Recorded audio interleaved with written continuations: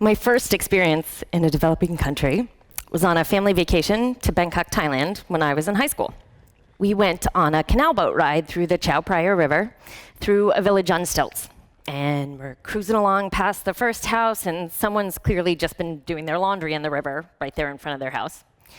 And we go past the second house, and someone's throwing garbage out of the front door into the river right in front of their house. And you come along to the next house, and on the steps in front of her house in the river is a woman standing there brushing her teeth. It was pretty shocking to me as a 15-year-old to see that people actually lived like that. And it struck me that if these people had access to clean water, their lives would be vastly different. This was a really pivotal experience for me, sending me down my future water resources engineering, education, and research career path. So I'm not 15 anymore, and we're here in the US.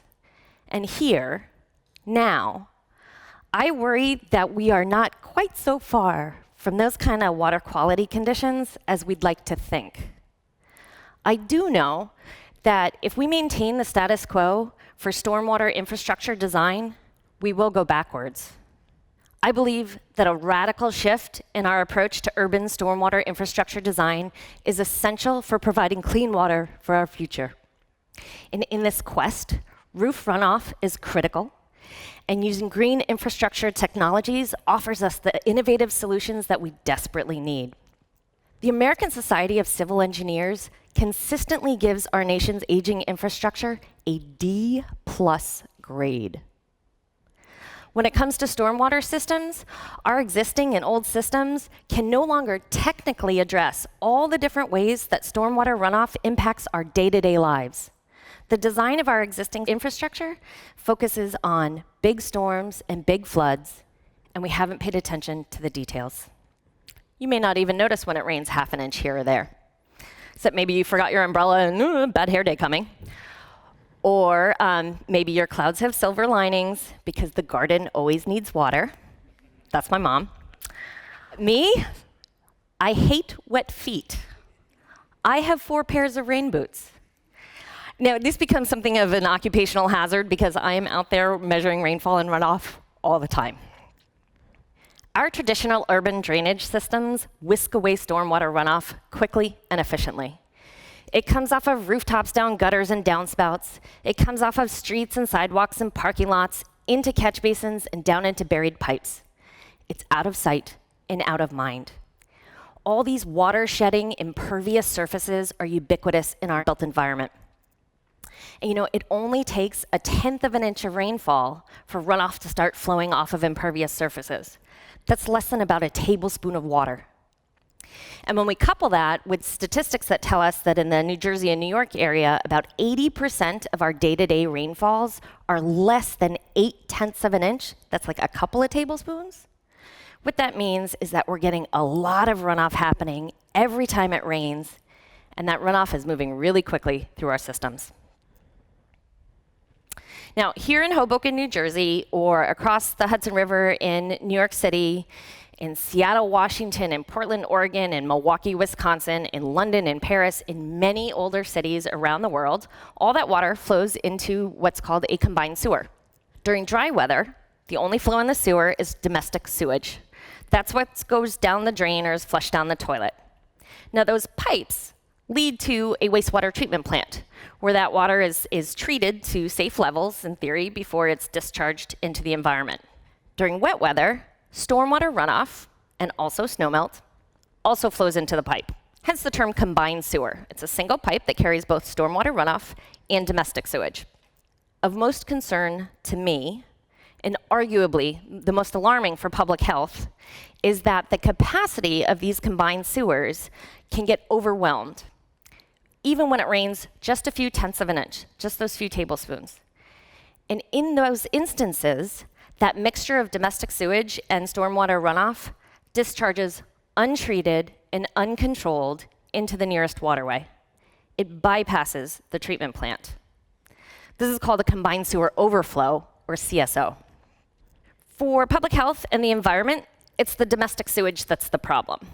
It contains high levels of pathogens. These are bacteria and viruses and other microorganisms that can make us sick.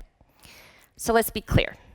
There's a water quality threat that's caused by a water quantity issue from the stormwater runoff that's happening just about every time it rains. Now, not every city has a combined sewer, but for the cities that do, we're starting to see public warning signs pop up. The cities that do have combined sewer systems may have more than one location where that CSO pours out of the system. This is called an outfall. San Francisco has 35. Chicago has 39. Washington, D.C. currently has 53, and Columbus, Ohio currently has 122 outfalls pouring into the Great Lakes. New York State, the current number is 911. But this isn't a problem just for big cities. The U.S. Environmental Protection Agency tells us that there are currently about 772 communities that have combined sewer systems, but the majority of these serve communities with fewer than 10,000 people. But wait, there's more. Legally, under the Federal Clean Water Act, owners and operators of the combined sewer systems are required to decrease how often a CSO can occur and how much water can pour out of the system when it does occur. The price tag is stunning. New York City and Philadelphia are currently looking at $1 billion. The city of Omaha, Nebraska has estimated $2 billion. Across the state of New Jersey, for our 217 outfalls, the current estimate is anywhere from $2 to $9.3 billion. All of those were with a B. There is no do-nothing option, and the taxpayer will bear the majority of the cost. Okay, so now I've probably grossed you out. Maybe I've bummed you out. Maybe got you a little worried about your local taxes. There's good news to share. We have been working really hard on solutions. And these solutions come as a suite of technologies that we call stormwater green infrastructure. From my perspective, stormwater green infrastructure is natural and engineered systems. We've tipped the city's water balance too far out of whack to rely on pocket parks on the corner or potted plants on a balcony to manage runoff. We need to help nature work more effectively and more efficiently. Our stormwater green infrastructure needs to integrate into the built environment. We need to pack function into compact forms that we can retrofit into dense urban spaces. Technically, our stormwater green infrastructure works by promoting natural hydrologic processes. We want to soak up runoff, slow it down, and make it available to plants to breathe back out into the atmosphere. Sometimes our best solutions come by maximizing stormwater as a resource. I don't think it's right that we're flushing toilets or washing cars with water that's clean enough to drink. Altogether, our stormwater green infrastructure will improve water quality and provide a wide range of ecological, community, and infrastructure services. At its simplest technical function, stormwater green infrastructure aims to keep runoff out of the sewer in the first instance, or to slow it down and delay it for as long as possible in the second. Because if we don't have runoff, we don't have a problem. Now, figuring out how to implement these principles in the middle of a city brings with it quite a few challenges. There's not a lot of space available, and sometimes, putting water into the ground isn't actually a good idea. We might cause another problem like flooding out the subway. I am always looking around for ways to intercept runoff. I do get caught with my head stuck down catch basins and looking up downspouts. And this got me thinking. It turns out that rooftops take up an awful lot of space in the urban environment. We've measured here in Hoboken, New Jersey, that rooftops are 57% of the impervious area. Those are those water-shedding surfaces. And rooftops are 45% of the total area of the entire city. So this means that rooftops are probably our single largest source of runoff. And thinking strategically, we should be targeting our stormwater green infrastructure for managing roof runoff. You may have heard of a green roof. Well, the first one that I built was mostly yellow, and later some of it turned pink. In my book, it's a living roof. Some of the working parts in stormwater green infrastructure are, in fact, alive. And this is partly what makes green infrastructure adaptable and resilient to changing conditions. With our stormwater living roofs, our aim is to eliminate the rooftop as a source of runoff, or at least minimize it as much as possible. And we do this by creating a sponge on the roof. Now, we are on a roof, so the building's structural integrity and public safety are still our #1 design priorities. We build our sponge by manipulating the materials that we use. For example, we engineer the growing media so that all we need is a thin, lightweight layer that can hold a lot of water. That's our sponge, right? And the plants, we need to select plants that can, first of all, survive, but second of all, that can perform under pretty extreme and highly variable conditions. It's really exposed up there on a rooftop. It's not at all like growing down at the ground level. We need those plants to kick in after the storm to pump the water back out into the atmosphere to wring out our sponge, so to speak, so that we can capture the next storm.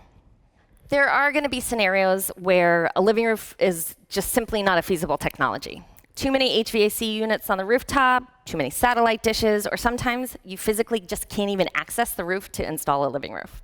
So in these situations, we might consider using something called a bioretention planter. So a bioretention planter sits at grade underneath your downspouts, and water just comes charging down like a waterfall down those downspouts into the planter. The technical aim of our bioretention planters is to slow down and delay the discharge of runoff. It's like waiting for after rush hour to go somewhere. You know, the runoff from the rooftop is ultimately still going to get into the sewer, but it's going to be later after the peak demand is passed. These are just 2 examples. As I said, stormwater green infrastructure is a suite of technologies. And if we have them available to us now, why aren't you seeing them everywhere around you? New technologies are perceived as risky. Fear of the unknown, resistance to change, and in particular with stormwater green infrastructure, misperceptions about how something works. All the same old stories from everywhere else in life apply here, even for something as critical as our water. Going even further outside of our comfort zones, engineers need to work in interdisciplinary teams in a manner to which we've never seen before in water infrastructure. From my own experience, working with a plant and soil scientist and a landscape architect and consulting with urban planners and social scientists has forced me to view and understand these technologies from outside of my own discipline's traditional lens. I truly believe that this has been the key to discovery and innovation in design. Now, it's not all about research. It's about all of you, because all of us have a role to play. You can start by making sure your roof runoff maybe goes over your lawn. Better yet, install a cistern or a rain barrel and harvest that stormwater to water your plants later, because it doesn't rain every day. Even better still, we can all attend planning board meetings or public hearings for development. We can write letters, or I guess we send emails now to our city councils. You see, combined sewer overflow mitigation is driven by regulation, but green stormwater infrastructure implementation and its long-term success is fostered by public engagement. It's time to demand that development rules catch up to the state of the art, because we have the technology.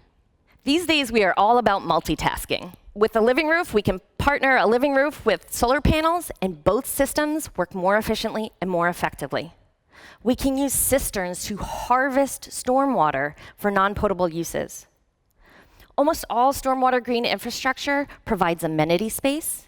It creates urban ecosystems. It's been proven to improve public health and well-being, and it moves us towards environmental justice.